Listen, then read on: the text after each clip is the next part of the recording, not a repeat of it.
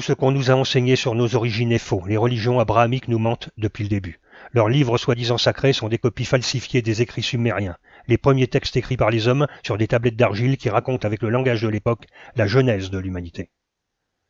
La Bible est un livre maintes fois modifié qui raconte l'arrivée sur notre planète d'une race extraterrestre. Les textes sumériens confirment la présence de ces êtres qui auraient colonisé la Terre à une époque lointaine. C'est la thèse de la panspermie confirmée par Francis Crick, l'un des découvreurs de la structure de l'ADN, prix Nobel en 1962. Notre ADN aurait été déposé sur Terre par des extraterrestres. Rappelons que les civilisations précolombiennes, Olmèques, Toltèques, Aztèques, Mayas, Incas ont représenté d'étranges dieux venus d'ailleurs. C'est aussi le cas en Inde avec la civilisation arapéenne, en Égypte ancienne, en Afrique et en Asie. Partout dans le monde, des peuples anciens ont adoré des dieux venus d'ailleurs, qu'ils considéraient comme nos créateurs. Mais ce qu'il faut savoir, c'est que la Terre a été visitée par plusieurs espèces d'extraterrestres, dont l'une en particulier est relatée dans la Bible qui parle des Elohim. La Bible est le récit de ces événements incroyables sous forme de métaphores et d'images parfois simplistes, mais correspondant à la psychologie de l'époque, notamment pour ce qui concerne la description des technologies avancées et des rapports entre les hommes et les dieux Elohim. Oui, déjà en 1765, le philosophe Voltaire, dans son dictionnaire philosophique, relevait cette incohérence d'utilisation d'un mot pluriel Elohim pour désigner un dieu unique. Yahvé est l'un des Elohim à qui un petit territoire était alloué. Homme de guerre, il était féroce et cruel, c'est lui qui choisit Abraham, ses 10 commandements donnés à Moïse concernent uniquement les tribus qu'il commandait. Mais il n'y eut pas que les Elohim comme visiteurs extraterrestres. Les textes sumériens parlent aussi des Anunnaki, qui eux aussi nous visitèrent dans un passé encore plus lointain que la visite des Elohim. Tous ces visiteurs venus des étoiles créèrent les humains par manipulation génétique opérée entre des humains pré-adamiques et leur propre ADN. Il existe au moins 2 humanités sur Terre, et des ADN différents, que nos scientifiques n'ont pas encore pris la peine d'étudier en qualifiant ce qui n'était pas codant à leurs yeux d'ADN poubelle. Pourquoi ? Nous avons ainsi des sapiens, homo sapiens, sapiens sapiens ou tout autre nom pour désigner les prisonniers de la matrice que nous sommes, des espèces qui possèdent une parcelle divine qui scintille à l'intérieur d'eux, qu'on nomme aussi esprit divin. Et d'autres espèces qui ne possèdent pas cet esprit lumière, ce sont les sans-lumière, les sine luce en latin. Ces sans-lumière nous ressemblent en tout point, sauf qu'ils se servent principalement de leur hémisphère gauche, logique, rationnel et matériel. Leur hémisphère droit, créatif, artistique, intuitif, spirituel, est fortement atrophié. Ce sont des hyperconscients, mais pas du tout des supraconscients. Ils ont été créés pour détruire, sinon dominer les humains créés par les Anunnaki. Telle est l'effroyable vérité. Nous les côtoyons tous les jours sans le savoir. Ils savent nous séduire, nous hypnotiser, nous manipuler, nous mentir tout en nous souriant. Ils sont partout, banquiers, politiciens, médecins, juristes, enseignants, faux guides spirituels. Leurs vibrations sont très différentes des nôtres. Ils n'ont pas ou presque pas d'aura. On pourrait dire qu'ils ont le visage de leur âme, bien grise, sauf qu'ils n'ont pas d'âme individuelle, mais une âme collective.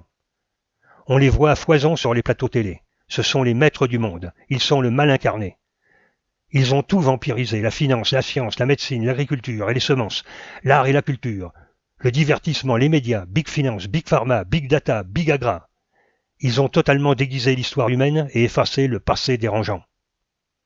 Ils n'ont aucune empathie. Ils sont pervers, hypocrites et cruels. Ils n'ont ni cœur ni conscience et ne sont aucunement spirituels. Ils sont maîtres en sophistique, l'art de la tromperie. Ils pratiquent avec malice l'inversion accusatoire. Ce sont des êtres matériels gouvernés par le désir de contrôle, de tyrannie et d'avidité. N'ayant aucune créativité, ils ne savent que copier les êtres lumineux. Apprenez à les reconnaître et ne leur donnez aucun crédit, aucun gage, aucun sacrifice, aucune offrande. Depuis 2019, ces sans-lumière ont décidé de passer à la vitesse supérieure en créant le chaos avec une pandémie mondiale, remarquablement orchestrée qui sème la peur et la confusion grâce à la complicité des grands médias qu'ils contrôlent. Pour établir un ordre mondialiste et esclavagiste sous couvert de tolérance et d'égalitarisme, puçage des individus, passeport numérique, crédit social, reconnaissance faciale, multiplication des interdictions, monnaie numérique, réduction de la population mondiale et plein d'autres joyeusetés. Un grand reset économique ou plutôt un grand hold-up mondial. Avec en prime la suppression de tous les repères de l'individu, destruction de la famille, des nations, des religions traditionnelles. Soutenir les minorités, genre LGBTQ, inverser les valeurs, melting potage, par uniformisation forcée des peuples. Ces monstres veulent instaurer sur Terre un communiste totalitaire, la religion du mondialisme. L'objectif ultime de ce communisme est de réduire en esclavage la grande masse des individus qui deviendront de simples numéros, qui peuvent être éliminés à tout moment suivant le bon vouloir des dirigeants de l'Empire. Ces dirigeants se prennent pour des dieux et pensent qu'avec les avancées du transhumanisme, ils peuvent créer un homme augmenté, un surhomme presque éternel. Bien qu'ils possèdent toutes les armes matérielles pour réussir, argent, médias, justice, police, armée, nous pouvons contrer ce plan diabolique avec des armes spirituelles, des armes qu'ils ne possèdent pas puisqu'ils n'ont aucune spiritualité. Nous pouvons utiliser la puissance fabuleuse des égrégores. Si plusieurs personnes s'unissent pour émettre des vibrations fortes et identiques par des pensées de même nature, l'ensemble des énergies cumulées engendre un véritable champ de force mentale, une forme pensée que les anciens appelaient égrégore. D'abord faible, incapable d'activité, prêt à se dissoudre s'il est abandonné, l'égrégore se précise au fur et à mesure que les émissions mentales se succèdent. Sa forme devient de plus en plus nette et acquiert une possibilité d'action de plus en plus grande. La procédure. Vous allez inspirer très profondément par le nez jusqu'à en faire éclater votre poitrine. Puis retenez votre souffle en rétention et durant cette période, vous allez intensément visualiser votre objectif en images et en paroles mentales.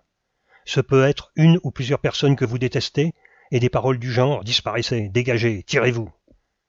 À la fin de la rétention, vous devez frémir de colère.